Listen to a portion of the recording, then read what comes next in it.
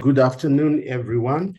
I'd like to welcome you all to our second 2024 dialogue, which is being hosted by AWEI. And today we have a very exciting topic where we have two speakers, a colleague of mine who introduced those two speakers. But today we are focusing on the theme, empowering the community conservancy model in Zimbabwe. I think a lot of people are wondering, what is Zimbabwe up to? And we've lined up two speakers who specifically unpack the direction that the country is taking around developing potentially a new way of conserving resources at community level. But for those who've been following this series, we are unpacking the Zimbabwe Biodiversity Economy report. And I'm going to take a few minutes just to summarize some of the key things that are outlined in the Zimbabwe Biodiversity Economy report. Key being that the report recommends that there is need to now truly empower communities to be able to manage their resources, which I think is an ongoing recommendation as far back as 1999 around the need for devolution, the need for true community empowerment. And the ZBE clearly points out two things that you find lacking in Zimbabwe currently around community conservation. One is issues of land tenure. And number two, it highlights issues of appropriate authority. And let me just simplify appropriate authority is the right to manage wildlife resources or the right to manage and benefit from resources. Currently, that appropriate authority in Zimbabwe sits with the Rural District Council.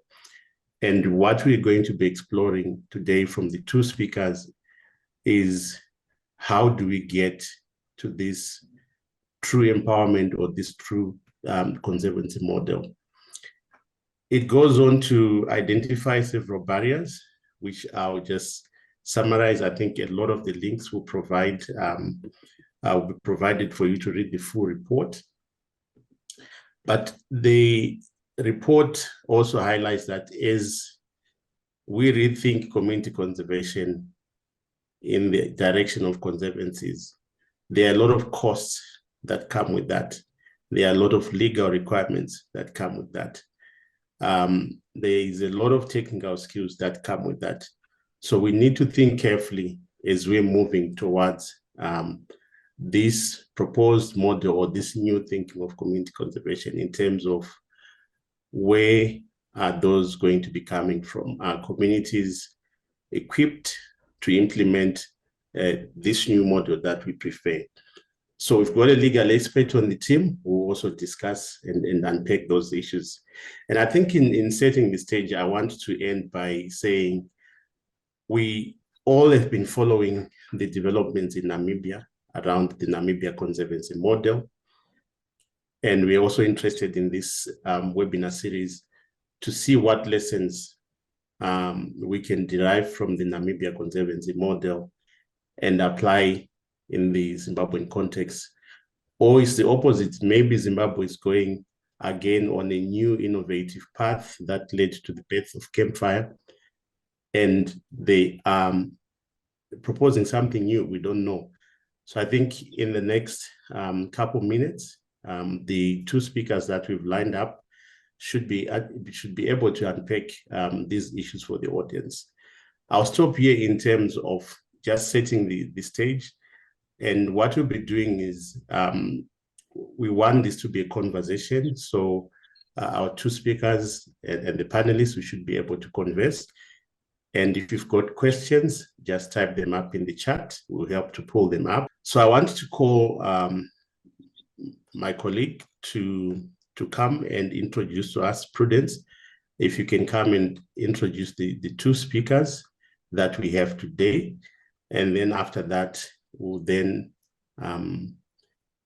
pose a question to each one of them to set out their their thinking around conservancies in Zimbabwe, maybe 5 minutes max for each, to allow us to then have this conversation this afternoon. So Prudence, over to you to introduce or read out the bios for our speakers.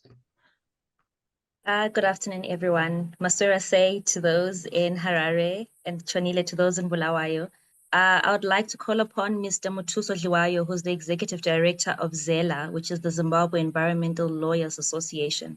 And after him, we'll have Mr. Rejoice Ngwenya, who's a Consulting Director from the Coalition for Market and Liberal Solutions. So Mr. Dliwayo, you have the floor. Thank you very much, Prudence, and thank you very much, AWEI, for organizing this very important dialogue series that relates to the management of wildlife resources and the benefit that could accrue to the communities. My name, as introduced, is Muthuso Dliwayo. I'm the Executive Director of the Zimbabwe Environmental Law Association. And as an organization, we work on land and wildlife resources issues under our Land and Natural Resources Management Program, where we are basically looking at land rights, tenure rights, and the issues of communities participating effectively and deriving benefits from the exploitation of these resources that are found within their localities. That includes wildlife, and I'm happy to be part and parcel of this conversation. Thank you. Well, good afternoon, everybody. Thank you very much, Sherlock and Prudence. Well, my name is Rejoice Ngwenya. I am the Executive Director of Comaliso, the Coalition for Market and Liberal Solutions. Now, basically, the core business of Comaliso is to promote the interest for private property rights in Zimbabwe. And of late, we have been focusing solely on the matters of title deed. Now, we spent a number of years studying the metrics and the spectrum of property ownership, not just in urban centers, but also in rural areas. And we definitely I personally have an interest in matters of conservation, because the ecosystem of development cannot be concluded if matters of ownership are not decided. And I've been a very, very keen follower of Zimbabwe's campfire, and the point at which this amazing project started to decompose and decline was at the point when the Zimbabwe government, under the previous regime of Robert Mugabe, embarked on a process of violating private property rights in commercial farming areas. Because we know very well that the conservancy system, which was running parallel to the commercial farming system, was very vibrant. It was driven by ownership of commercial farms. And of course, those villages that were near the conservancies and in places like Konare Show, Wange National Parks, and so forth, benefited greatly from the concept of campfire, and of course other rural areas. But I'm so glad that this subject has come at a time when we are asking questions about the tenure in rural areas.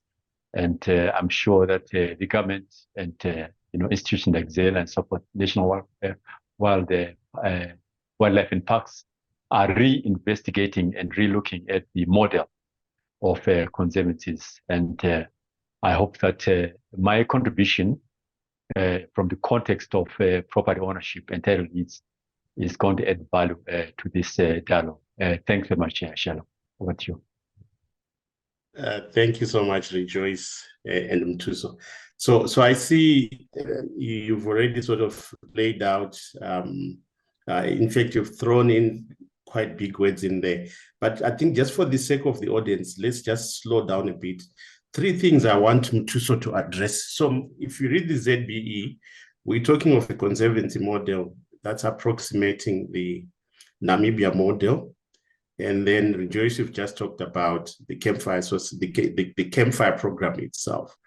So Muthuso, could you, in plain terms, describe what the conservancy model for Zimbabwe entails? You can relate it to Namibia. I've seen your presentation, you talk about that.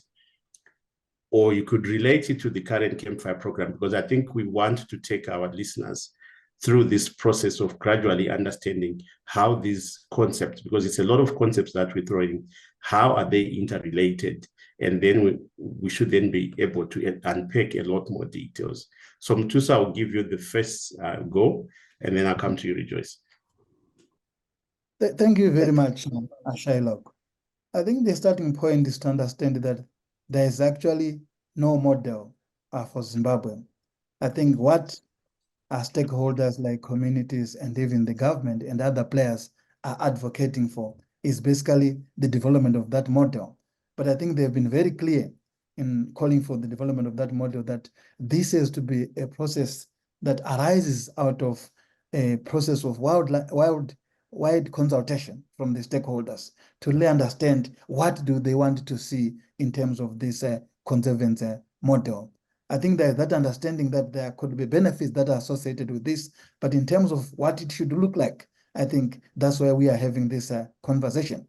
So the starting point is to understand that when you look at in terms of Zimbabwe's legal and policy framework, there is no model that is actually provided there. I think what we try to derive from is from the bits and pieces of legislations that are currently in existence. If you look at the Constitution, it has some provisions there that actually speaks about the need for communities to participate and derive benefits from the exploitation of the resources that are found within their localities. It's Section 13, subsection 14 of the Constitution of Zimbabwe. So if you look at that, one could look at that as a basis. But there are also a lot of other pieces of legislation. You look at the Environmental Management Act, it also speaks about the need for community to participate. You look at the Wildlife Policy of 1992, which is currently being reviewed. Again, It speaks about that, but there's no definition in terms of what model should actually be there. And other pieces of legislation include the Forest Act, the Communal Land Forest Produce Act, and all those other, and even the Parks and Wildlife Act itself, which is where this semblance of a conservancy actually derives from, through the amendment of the Parks and Wildlife Act, which resulted in this granting of this appropriate authority status to rural district councils. But as you have pointed out, when you look at the ZBE report, which Zella actually participated in and led, it actually points those two constraints that are there in terms of land ownership and this devolution of appropriate authority status. So the appropriate authority status at the moment is currently devolved to the local authority level, which is the rural district councils, in terms of the Rural District Councils Act. And that's what basically people are challenging, to say that that devolution as it stands is not good enough. And they would want that to be further devolved to an appropriate authority. And I think that's the question. What is the appropriate authority? Is it at the community level? And if it is the community level, is it the traditional leaders? Is it the village development committees? Is it the ward development committees? So all those are conversations that are out there, which we hope that after this massive or wide consultation, there will be that agreement to say the most appropriate authority status where this could actually be devolved is at what level. And I think let me also refer our participants to a draft statutory instrument that was proposed in 2021, which was actually proposing the withdrawal of the current appropriate authority status to the rural district councils and trying to propose that devolution to other entities. And there are about 4 entities that were proposed then. There's the communities through the community share ownership schemes. There's also what are called the community share ownership associations that are registered with their constitutions. Then there's also a proposal for that appropriate authority status to be devolved to companies and again to retain it to the rural district council authorities. But that never saw the day of light. I think there are still consultations that are ongoing. So that's one of the biggest challenges that we are facing. Then, of course, the issue of ownership. Communities, as we know, do not own land. I think they've used fract rights, whether it is the right to build their buildings there, to cultivate, to graze their lands. But that does not translate into ownership. And that has been found to be one of the biggest stumbling blocks. And this has actually been a subject of litigation. I think for some of you who have been following the issue of the Chilonga, which was actually litigated to the highest court. And the court said this is basically a political decision in terms of where this should actually lie, whether communities should have ownership of this land, not the president, as is currently the case. So the whole idea is that once these consultations are done, then there could be this agreement to say which is the appropriate institution at that community level, which should actually nestle this appropriate authority status. And once that is done, I'm sure it can now help us to have the model that we want. And of course, Namibia is next door, and it has been compared as having one of the best models. And some people are saying that that's the model that you should actually adopt. And ironically, Namibia actually borrowed from us because we had this well-known program, the Communal Area Management Program for Indigenous Resources, which is part of these communal-based natural resource management programs that are actually being implemented in Southern Africa. As we know, Zimbabwe does have the campfire model, but Namibia has got the living in a finite environment model, under which the conservancies fall. If you go to Mozambique, there's Chumachato there. And if you go to Zambia, there's also ADMAT and many others that are there. So it's ironic that we are saying, let's actually copy the Namibian model, but we actually influence the development of that Namibian model in Zimbabwe through the campfire model. But I think there's nothing wrong in terms of learning from those others that have copied from us and perfected the model. So we could still benefit from learning from them. So I think that's my 2 cents take in terms of the challenges that are there, and saying that the model is not yet there, but we hope that through these consultations and these conversations that we are having today, Shiloh, can actually fit into that. And this is also appropriate. Why? Because there are ongoing legal and policy reforms. As I have indicated, the review of the Parks and Wildlife Act, it's an opportunity for us to do that, and also the review of the Wildlife Policy of 1992. Thank you. Thank you, Mtuso. I think it's very important that you set the record straight for the listeners, that there isn't a model, but there is an aspiration towards a model.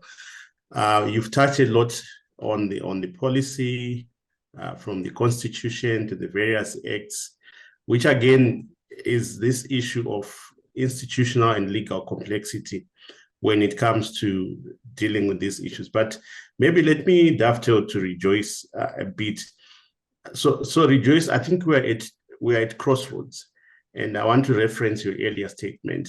So there's a period prior where you see that campfire was a good program, but come to 2000, and you've tied this to the land reform, loss of respect for property rights, and so on.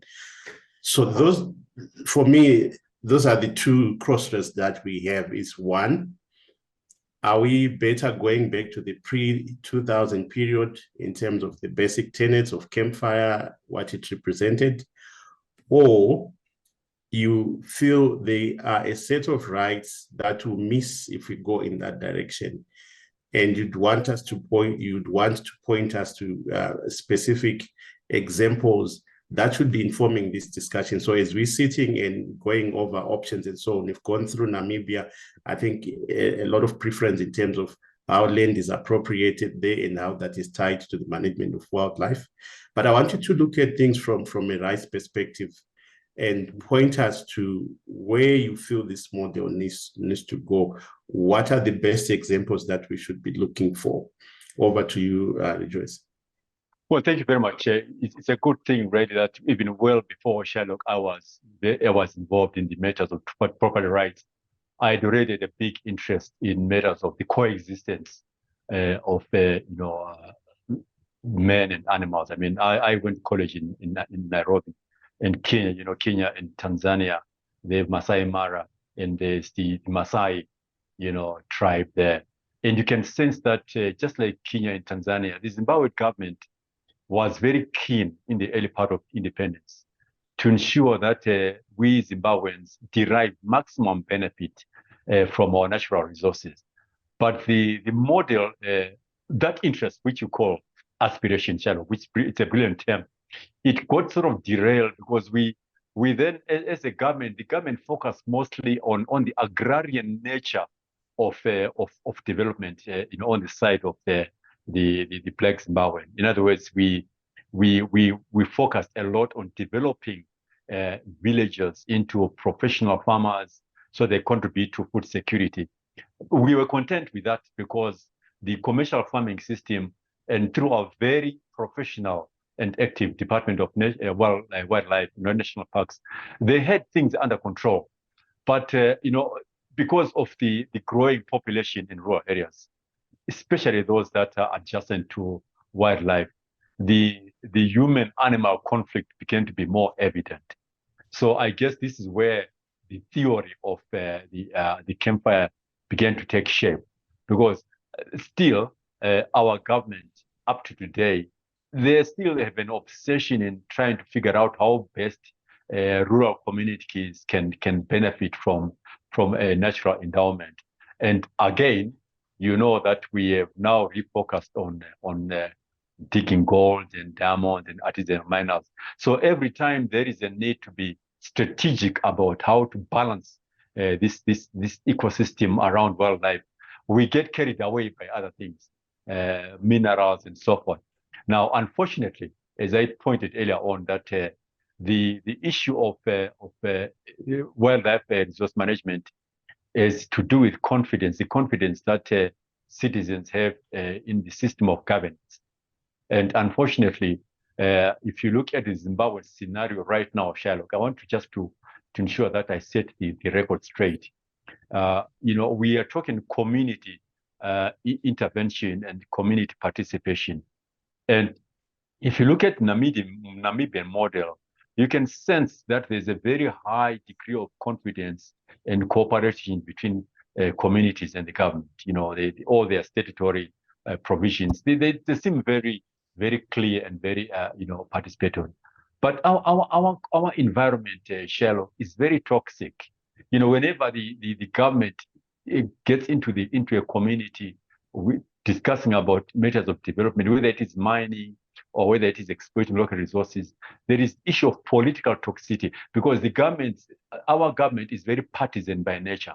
So you find that most of the intervention models are geared towards, appeasing certain political party, allegiances. And to me, that creates a very suspicious and a very difficult environment to put a model that the communities have confidence in. You can go down to Gona Region, even the allocation system, was inundated with toxicity, military intervention. So we have the contents of our models are there, but our political environment, I think it needs to be clear first before we can get into areas of true cooperation between a government and communities, other than what Mtuso has already mentioned, the issue of devolution and all that.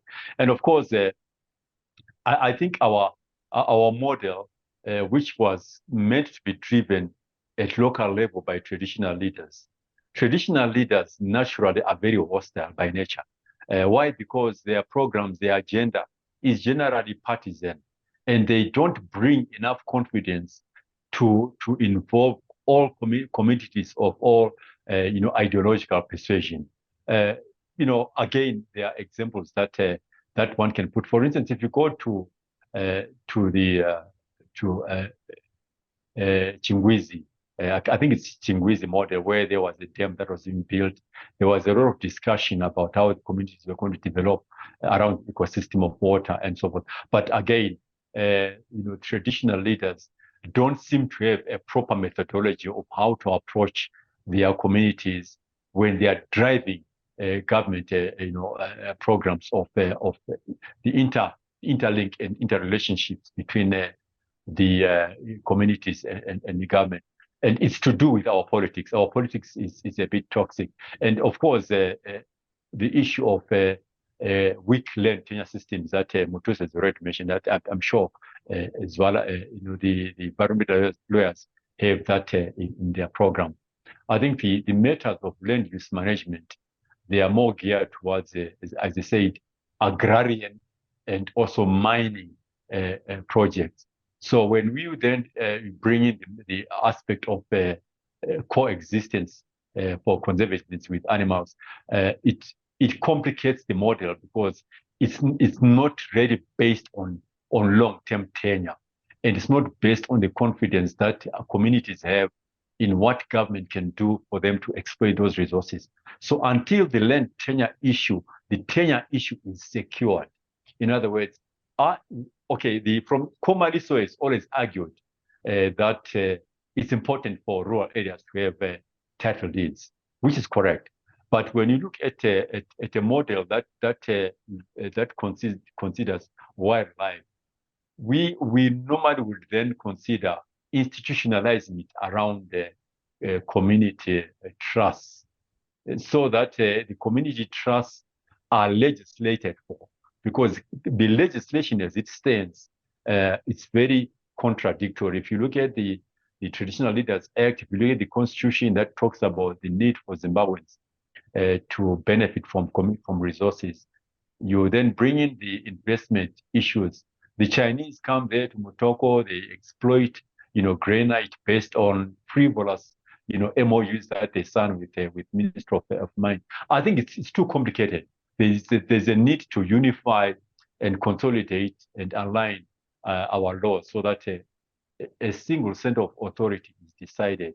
The traditional leaders, they do not have sufficient authority to run these programs because they are overridden by the national constitution, and national constitution that vests the power, the control of land in the president, also makes it very vulnerable to political abuse.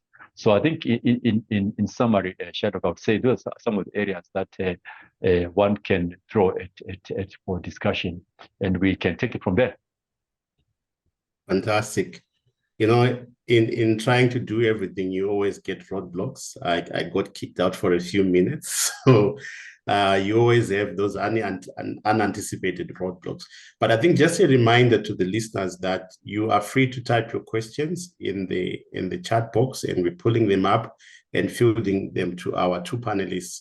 I must acknowledge that there's a comment in there where people are saying they can assist, they've got experience elsewhere, but there's also just an encouragement for us not to look at the Namibia model, but is to refine it, because there are some elements that we assume are there, but they are not really functional.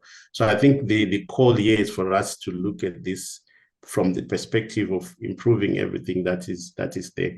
I think for me, let me come back with a bit more challenging questions for the panelists. So when you read the language of the ZBE, and again, which is also replete in the literature, often we don't know where to start, because like Mtuso has said, you said so many things need to be done, but it's always a starting point, is where do we start in our endeavor to create or to establish these conservancies. That's the first point. But the more critical point for me, which I think Rejoice also needs to take note, is what is the role of the community in this process of establishing the narrative, the thinking around conservancies. And the more critical, I think, if you look at the language that we are using in the report, we assume there is an empower, a giver, who is always doing these things for the communities. But I want us to look at this from an inverted perspective and say, what leverage do communities have? What role can they specifically play in reshaping these tenure issues, reshaping the appropriate authority issues, so that it's not a process that's just driven by us as technocrats, as policymakers, and so on.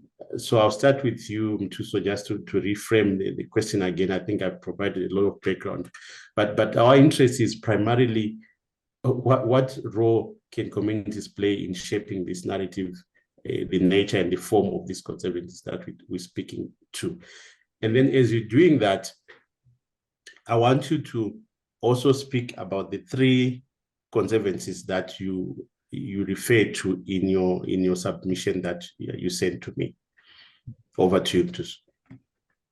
Thank you very much, Shylock. So I think for me, the starting point, or as you said, where do we start, is to have that shared understanding or shared values when it comes to conservancies, to say, is this something that we need?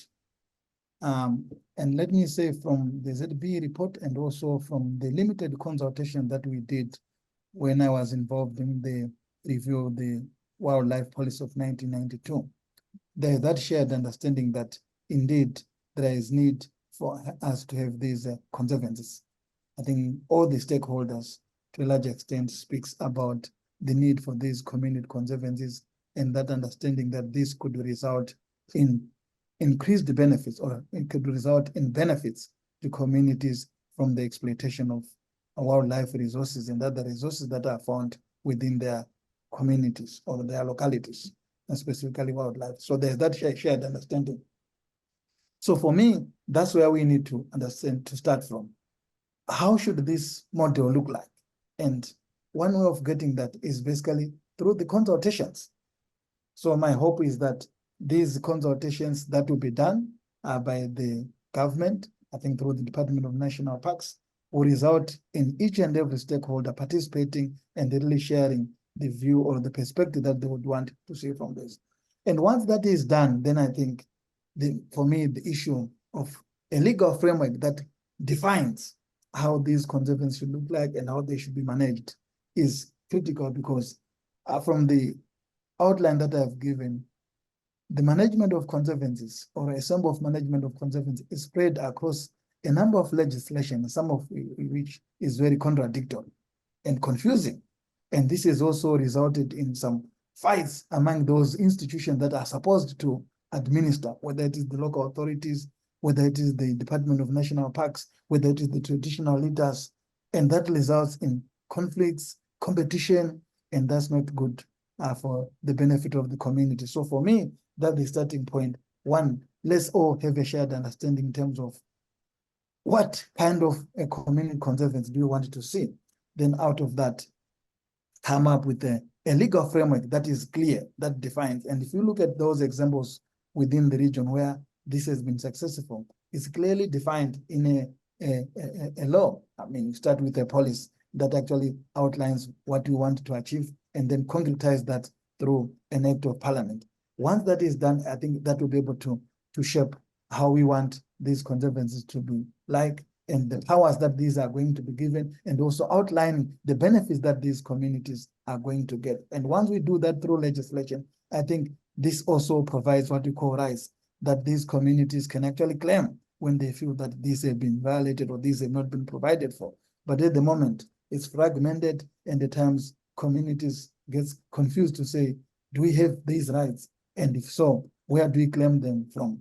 Is it from the Department of National Parks? Is it from the rural district councils, or from the traditional leaders? Is it from the environmental management agents? So all that is not good in terms of ensuring that communities do benefit from these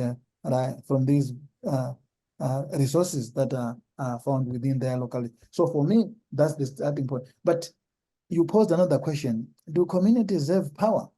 I think they do have, because these communities are the ones that are responsible for electing these leaders that represented us, whether it is at the local level through the local authorities, the councillors, whether it is the member of parliament, whether it is even ultimately the president himself. So for me, that's the starting point. How can they use that power to make sure that these issues, as they relate to natural resource governance, that all these at those levels, at the local level, at the national level, be it at parliament and also even at the presidential level, that these people represent their interests. So what do they want to say, and how do they make sure that this is a mandate, so that when these people come back to do the campaigns, they are able to hold them accountable to say, this is what we wanted you to represent us on as a councillor, as a member of parliament, and what do you do? And if that is not done, then probably they can use that as a means to say, look, we are not sending you back to parliament again. We're not sending you back to be our councillor. So I think communities do have that power in terms of holding their representatives accountable, in terms of how they are able to represent them. They are able to make laws on their behalf that represents natural resources or wildlife resources, and how they're able to benefit, and also that oversight role. So for me, I think the communities do have that power, and they need to utilize it to make sure that they benefit, because these things are not some things that we're just imagining. I think it's provided for under international law, under national law. And also, if you look at the African Charter on Human and People's Rights, the need for people to benefit from the resources that are found within their areas is also provided therein. So I think there's a basis, in my own opinion, And what we need to do is make sure that the communities are aware of their power and use it, not just being aware of it only, but able to use it when it comes to elections, if I may put it that way, to be frank. Thank you.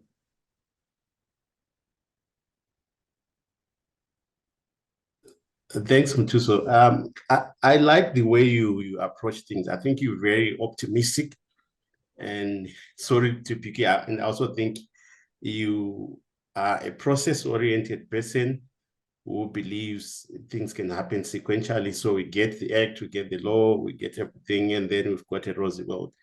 But I think Rejoice comes from a different perspective. So there's the first question I asked you, Rejoice, where I asked you to pay attention, is on the direction of power, in terms of, have we really set out a framework that allows communities to control this narrative, to control how this conservancy model is going to be shaped, and so on and so on.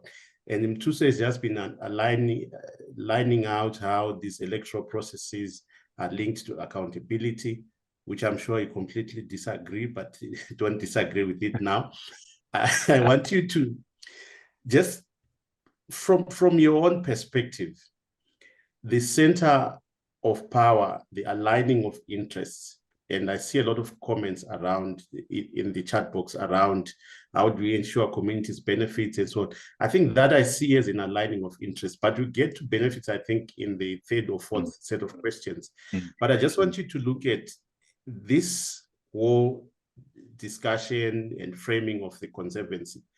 Who is at the center of this framing? Where do you see communities sitting? And do you think they are sitting at the right level? Because for me, it's where do we start? Do you feel this discussion is sitting at the right level to allow communities to influence the eventual outcome of this so-called conservancy that we want to develop? You know, Sherlock, I want to alert our incredibly interesting listeners that, you know, I've been involved in two constitutional processes, both in 1998-99 and, of course, in 2009, COPAC. And I was responsible for organizing these consultations in the villages and other rural areas. And Mtuso gets it right that there is generally a desire for communities to want to be involved. But Zimbabweans, especially rural Zimbabweans, Sherlock, they have no power for anything. They are desperately in need of self-actualization. Over the past 40 years, our governments, subsequent governments, have developed a nanny type of dependency variable. So much so that whenever a politician takes a podium, the first thing they will say is, we are here to do something for you. We have come to give you fertilizer. We have come to give you mbeu. We have, you know, the dependency variable, the desire for a strong government which wants to do things for us is so much so that when you now go back to the community and say, guys, let's sit down, let's look at ourselves. We are not equally resourced. The communities of Chibi, Kwachibi, and Mashingo do not have exposure, do not have as much natural resources those in Wange, Victoria Falls, and Mashingo and Gonaro, obviously. So if you're looking at the Namibian model, it shows you that each conservancy is modeled along the resource exposure that each community has. So unfortunately, because of our bad politics, and I mean, I'm sorry, I'm not very much of a diplomat, because I run a think tank and we think, we interrogate ideas and talk about these things.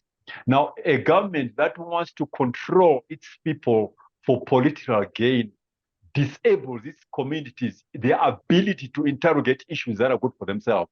So even when they are confronted with the issue of animals, interfering with their agrarian, projects, they simply go back to government and say, "Hey, these animals are terrible. Come and get rid of them."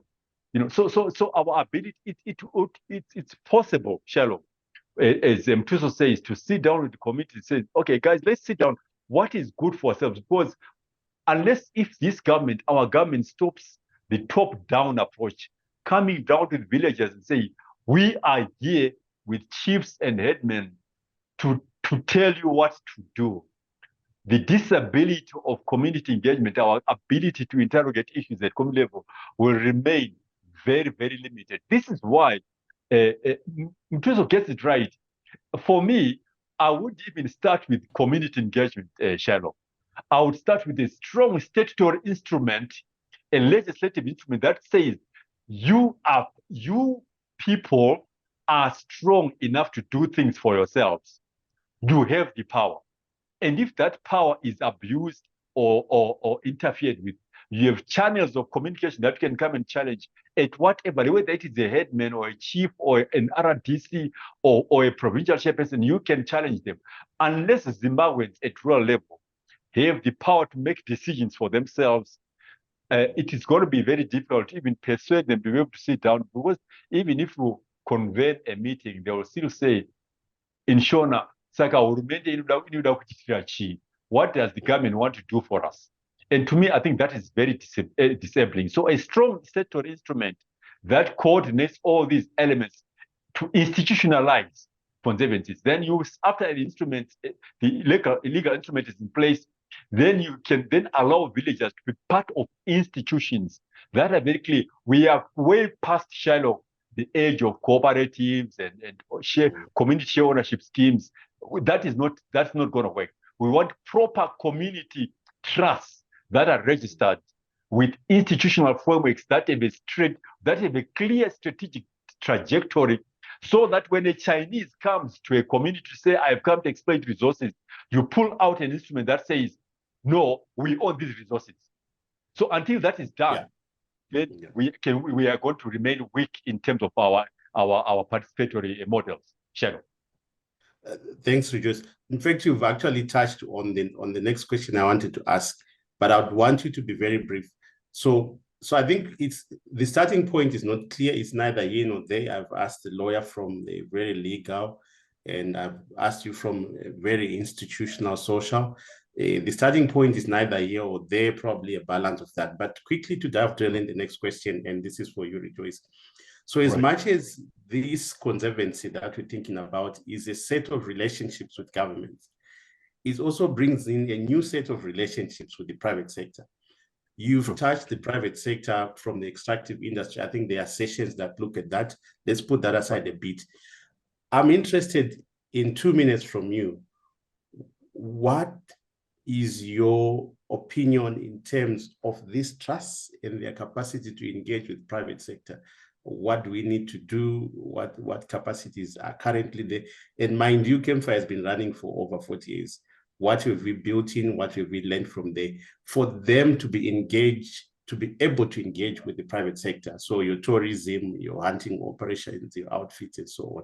Because I'm sure this is eventually where it's leading to, because we want to take this power from other DCs and we want to put it into trust. Just your quick comment on that set of relationships as we're looking into the future for these conservancies. Sherlock, tourism has for a long time been touted as one of the biggest contributors to GDP. And that was not a fallacy, it was a fact. And Zimbabwe, for many, many decades, ran very successful private conservancies, which were based on a very commercial, business model. And these conservancies that are private, they have neighbors that are villagers. I gave you an example of Gonarejo and the Zambezi, Sabe Valley conservancies. They were so numerous. So my understanding now is that once the communities have been established into institutional entities that are skilled and their capacities built to negotiate business deals, then the private sector joint ventures can only be sustainable where tenure is established. In other words, there is no way a private company or a private entity can cooperate with a village entity that has no legal persona, that is not institutionalized.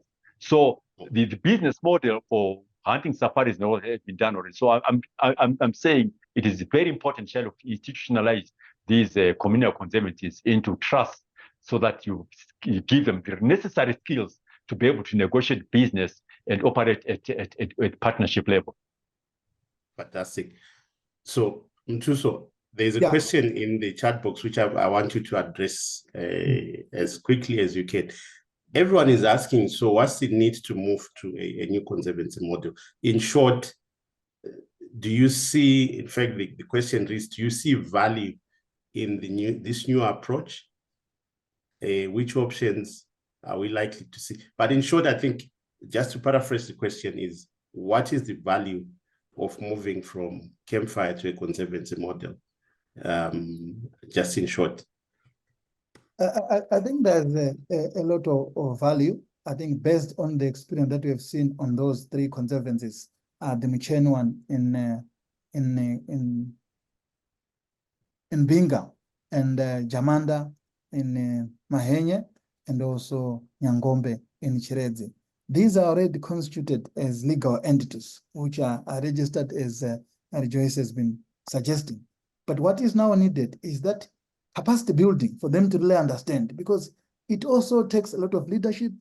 We talk about transparency, talk about accountability, we talk about respecting the governance structures that are there, that constitution sets. So for me, that's where the challenge actually lies, building the capacities of these conservancies or those that are registered to be able to exist as legal entities that are able to engage the private sector and also the government. But I think the elephant in the room is that even as registered entities, unlike the Namibian models, the ownership of land, they don't have that.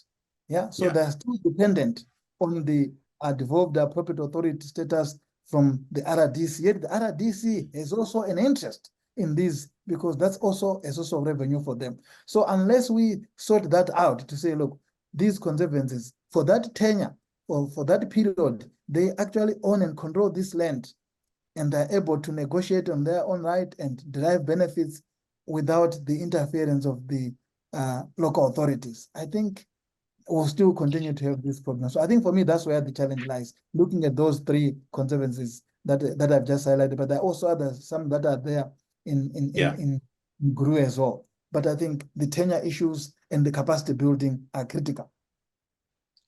Thank you, Mtuso, and also thanks for sticking to my time. Rejoice, I think I'm not sure with what the current framing of the conservancy is. Is it about wildlife? Is it about agriculture? Is it about mining? How are we thinking around consolidating all these other land uses in a specific conservancy model that we're talking about? Or the thinking is limiting itself specifically to wildlife? Because I think once we talk of tenure and so on, is it piecemeal about specific resources, or it's complete ownership of all the set of resources that we find in that specific locality or in that specific area which we've designated as a conservancy?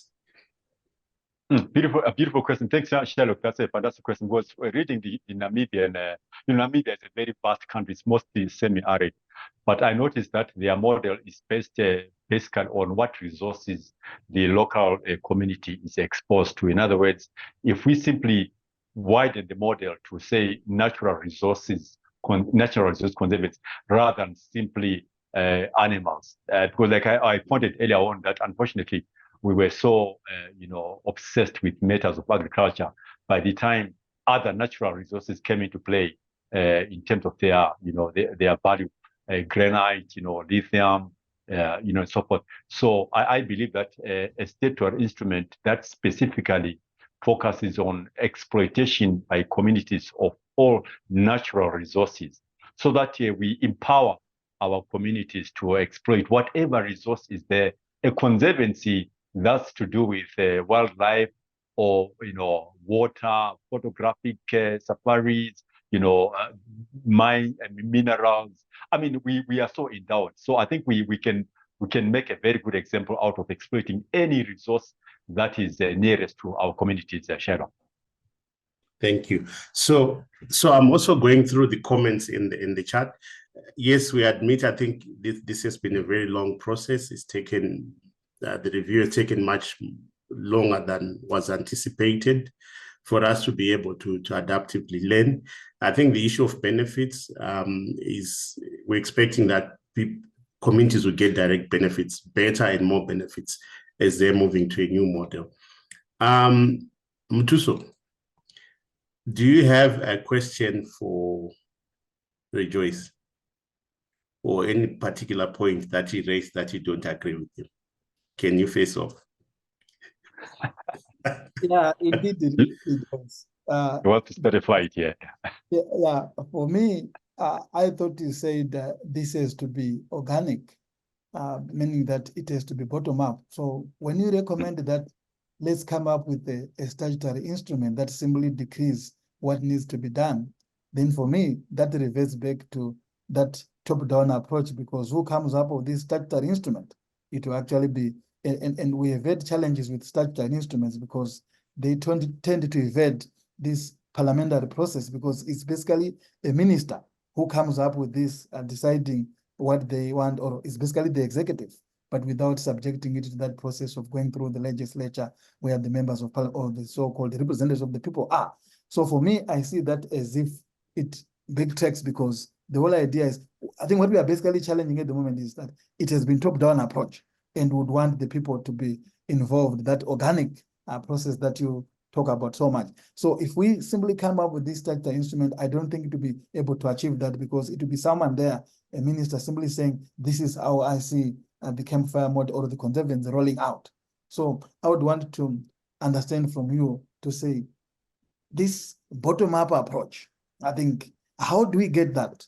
So for me, that's my biggest question, is someone who is, as you said, a practitioner who has been involved in these constitutional reform-making processes, because in terms of these things, the Constitution is already clear, and there's nothing that can actually be more powerful than the Constitution itself, even the statutory instrument. Thank you. Fantastic. So Rejoice, here is the procedure. You are not going to answer that question. I'm actually setting up for a coffee after this webinar. Do you have a question to Mtuso as well? Don't answer what he said. That's for you and your coffee meeting. I don't know, somewhere in that. But what's your question to all the thinking and the submission from Mtuso? Yeah, thank you very much, Sherlock. I just wanted to find out, because he mentioned earlier on that Namibia possibly borrowed a few aspects of the conservancy model from Zimbabwe. But looking at the Namibian model, it is very much sophisticated, and I can see that there's a very strong a relationship between communities and some kind of trust between communities and government. How do we to restore this trust that has been decimated over the past 40 decades between communities and government? In other words, who then sits down to moderate these community engagements programs? Like I said, Sherlock, that I believe that Zimbabweans, especially rural Zimbabweans, are powerless. They have no power. They've been abused. They've been desecrated. Look at what's happening now. Villages being burnt around and so forth. How do we restore that confidence that villagers have power to do things for themselves without a specific instrument that backs up that commitment? Fantastic. So, like I said, those are two questions. We're not going to answer them here. You should set up a coffee. But just 1 minute response, I think, from any of you. Do we have this dialogue formally set in the country for people to follow up, for people to contribute? Who is convening these talks around the new model? And is it a public space where a lot of people can provide their inputs? I know a lot of people have been putting in the chat box that they've got ideas, they've got suggestions. Please indicate to the audience if there's such platform. If not, is there any thinking around how such a public dialogue space can be set up to then feed into any formal process that's going to be set up later? Mtuso, maybe you might be well placed to answer that. Yeah. I think the processes that are there, I think the review of the Parks and Wildlife Act is actually a process that is ongoing, and as it was being done, or as it is being done, there are those consultations. I know that it also happened during the review of the wildlife policy of 1992. But but the Department of National Parks is also leading these consultations, or there are actually plans to do that as well. But apart from that, there are also other players that are also running around with these processes. There's the Danish Church Aid. They're also running that process. There's also the Resilience Anchors project through the EcoDit through the Resilience Anchors project. They're also doing their own consultations. And I also know that the African Wildlife Foundation is also running this process. So there are a number of society organizations that are running those processes, but I think at the end of the day, it all comes to what the Department of National Parks decides through the parent ministry. Thank you. Fantastic. Then my very last question, I know I've got 3 minutes, which I will use to wrap up. Rejoice, it's a yes or no question. Are you optimistic? Are you optimistic for change in Zimbabwe, or we just let things be as they are? No, we can't let things as they are. We are optimistic. I'm optimistic. Yes, I'm optimistic, Sherlock. Definitely. Excellent. So I think that's the spirit we're taking ahead, not only in the conversations around the conservancy model, but we've got 3 other set of webinars that are coming at the same time. We've already posted in the chat box. The next one is going to be looking at commercializing the use of wild plants. Remember, that's what we said is the conservancy about wildlife, it's about more resources. So we're going to be looking at the implications of commercializing these wild plants. What are the implications, policy like what Thuso has talked about, accountability, equity in benefit sharing, and so on. What are the implications of all that once you start bringing money into these rural landscapes where a lot of people are disenfranchised, or they've been disenfranchised over the years? But just to wrap up, I think the last speaker, I think it's James Arnott, who says, sadly, no conclusive examples of success yet, and we completely agree. And he goes on to say this is complicated work, and I think we fully agree with that observation.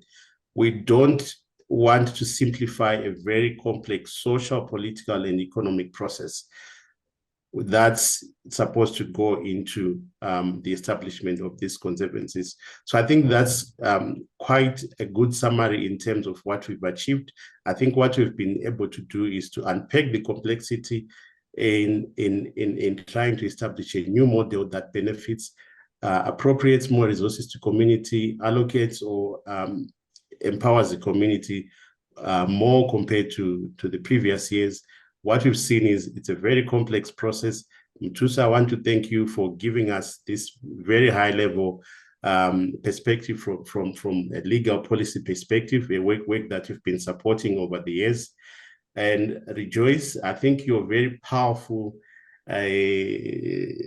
think tank, but not advocacy voice has also resonated, just to show people that we should not be naive as we move into these spaces. There's history that's gone in these places. There's been disenfranchisement over the years, and so on. So as we're going to explore these new opportunities, we have to be mindful of those context issues. That's what I could pick from what Rejoice was saying, is it's not as simple 1 + 1, you get 2 when you start working with communities.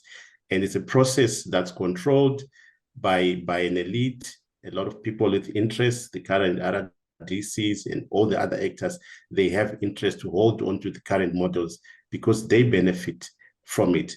So we bring our session to a close. Frank, I'll hand over to you just to introduce formally the next set of webinars, which I'd already highlighted, 3 in succession, and they'll be happening every Thursday, same time as this one.